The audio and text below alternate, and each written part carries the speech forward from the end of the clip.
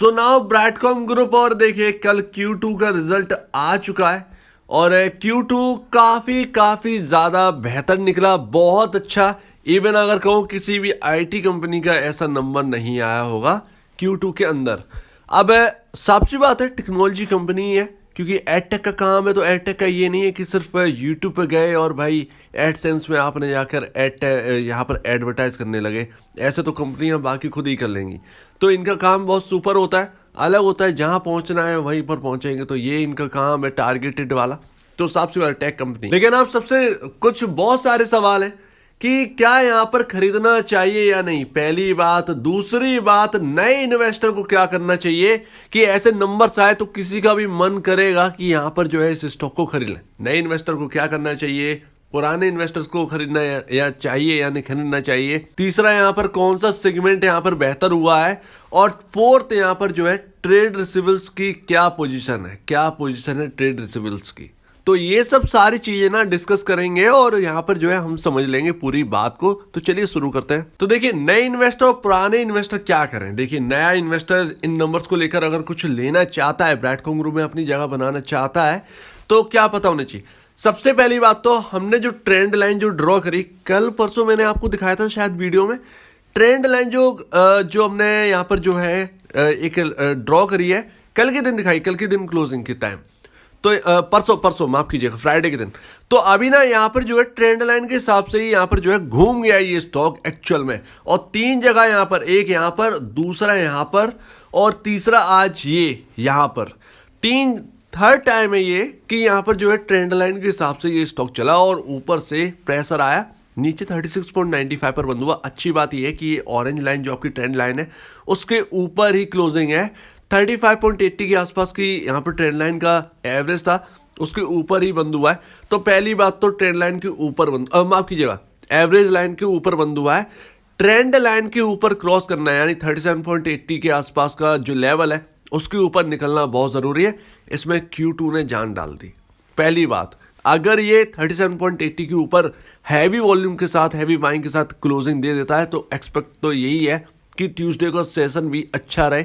यानी कि 2 दिन अगर अच्छे रहेंगे तो यहाँ पर समझ में आ जाएगी ट्रेंड लाइन के ऊपर जा चुके हैं, निकल चुके हैं। तो जो एक लंबे समय से चलता रहा है उससे अब निकलने की बारी आ चुकी है, सबसे पहली बात। तो अभी ना यहाँ पर क्या दिक्कत क्या है कि यहाँ पर जैसे ही यहाँ पर 20% या 25% का आपको जैसे ही रिटर्न मिलता है, यहाँ पर बेचने वाले आ जाते हैं, जो कि शॉर्ट टर्म वाले कहलाते हैं। शॉर्ट टर्म में मिलना 25% का रिटर्न मतलब बहुत अच्छी बात है, पॉसिबल है कल यहाँ पर। लेकिन 20% का यहाँ पर देखना होगा, 20% का सर्किट है, बड़ा सर्किट है, तो कहाँ पर क्लोजिंग होगी ये बहुत इंपॉर्टेंट है। क्या 20% के सर्किट पर क्लोजिंग हो रही है?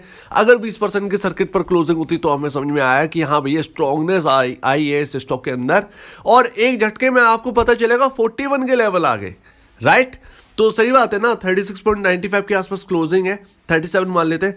यहाँ से अगर 20% देखते हैं तो 6-7 रुपए के आसपास, यहाँ पर 7 रुपये 40 पैसे के आसपास का यहाँ पर जो है आपको देखने को मिलता है कि रिटर्न आपको एक ही दिन में मिल जाएगा। तो 7 रुपये 40 पैसे यहाँ पर 37 में जोड़ दीजिए, लगभग 44 के आसपास हम पहुँच जाएंगे। तो देखना है तो यही है 20% के हिसाब से चलता है या नहीं चलता है, या खुलेगा कि 10% या 8% वहीं पर ऐसा रहता है, देखना होगा। अब नया इन्वेस्टर क्या है, देखिए ऑलरेडी आपको पहली बात तो बहुत ज़्यादा हैवी डिस्काउंट पर मिल रहा है ये स्टॉक। सबसे पहली बात तो आपको ये नोट करनी चाहिए, नए लोगों के पास प्रेशर का कोई यहाँ पर जो है वो है ही नहीं।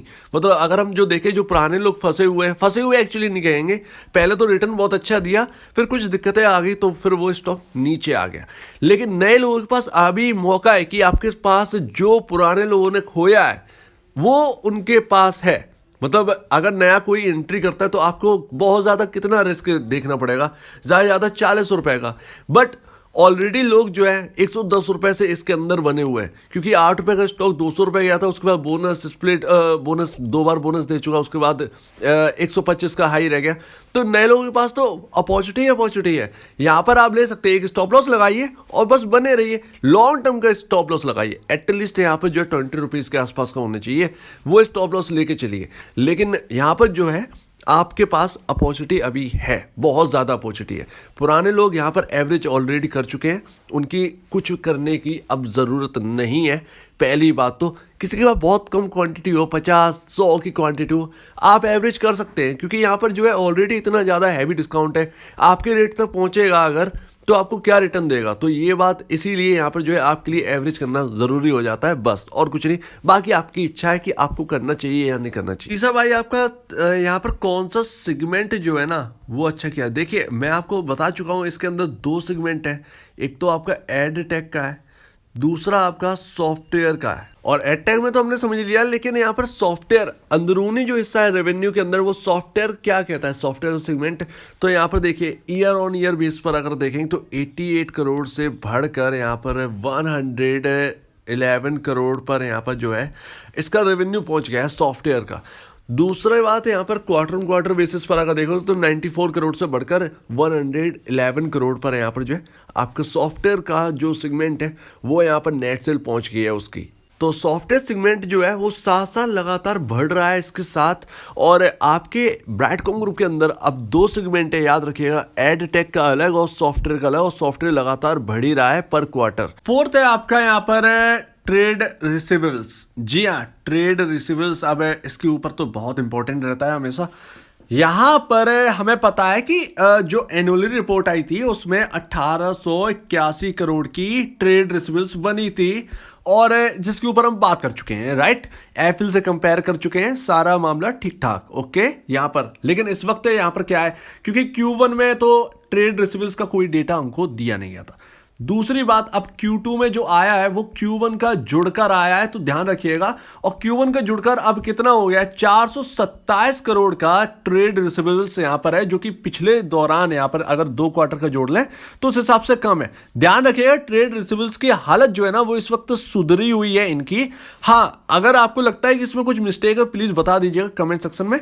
यहाँ पर आपका जो अगर हम कहें तो यहाँ पर जो है इसके कंपैरिजन इस वक्त कितना है, अगर इसमें आप जोड़ जाड़ दोगे ना। फोर्थ आपका लास्ट है यहाँ पर ट्रेड रिसीवेबल्स है। यहाँ पर ये देखना बनता है, हमेशा ये हमारी नजर में रहता है और हम सबसे ज्यादा इसको देखना चाहते हैं, राइट। अब अगर हम बात करें एनुअल रिपोर्ट जो आई थी मार्च 2022 में, तो उस बार क्या था, 1881 करोड़ का ट्रेड रिसीवेबल्स था, जो कि बहुत ज्यादा था। और उसके बाद हमने एफिल से कंपेयर किया था तो ऑलमोस्ट दोनों का सेम निकल रहा था, राइट।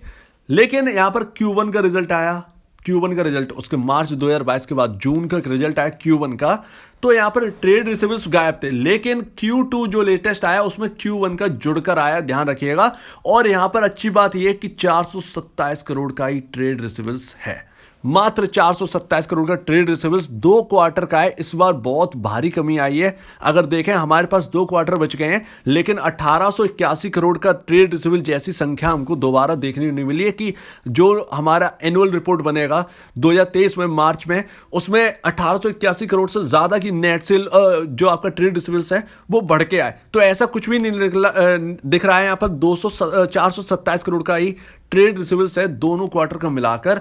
पर क्वार्टर अगर हम बांट भी देंगे ना, क्योंकि हमें Q1 का तो हमें पता नहीं है डेटा ट्रेड रिसीवेबल्स का क्या आया था, और एक्चुअली रिपोर्ट में था भी नहीं, लेकिन Q2 में दोनों का डेटा है। तो हम अगर देखेंगे यहाँ पर, अगर हम 2 में भाग भी कर देंगे कि ये 2 क्वार्टर का अगर बांट भी देंगे तो 213 करोड़ के आसपास का यहाँ पर ट्रेड रिसीवेबल्स बनता है। तो आप इस हिसाब से देख सकते हैं कि नेट सेल के कंपैरिजन 10 से 12% का ही ट्रेड रिसीवेबल्स हमको इस बार देखने को मिल रहा है, जो कि काफी ज्यादा पॉजिटिव है। और अगर हम मान के चलते हैं, अगर ये संख्या ऐसी रहती है और आपकी 7000 करोड़ की नेट सेल आ जाती है और ट्रेड रिसीवेबल्स आपका कितना बनेगा, 800 करोड़ बनेगा, फिर भी ये 800 करोड़ की संख्या जो है वो 1881 करोड़ के कंपेयर ना कम है। तो ये हर पैमाने पर ना रिजल्ट बहुत अच्छा है। ट्रेड रिसीवेबल्स जो हमारी टेंशन रहती है वो भी अब इस बार छट चुकी है। उम्मीद है आपको ओवरऑल यहाँ पर जो है समझ में आ गया होगा। तो हर फ्रंट पर नंबर्स जो है ना वो यहाँ पर काफी स्ट्रॉन्ग दिख रहे हैं। नंबर जो फाइनेंशियल है वो काफी स्ट्रॉन्ग है। हर एक नंबर आप एक अगर कैलकुलेट करोगे ना तो आपको पता चल जाएगा। तो उम्मीद है आपको ये बात ना बहुत अच्छी लगेगी। तो अगर आपको इस वीडियो में कोई प्रॉब्लम है, कुछ पूछना है, कुछ बताना, कुछ कहना है, तो प्लीज कमेंट सेक्शन में कहिए। और अब वीडियो देखने के लिए बहुत धन्यवाद दोस्तों।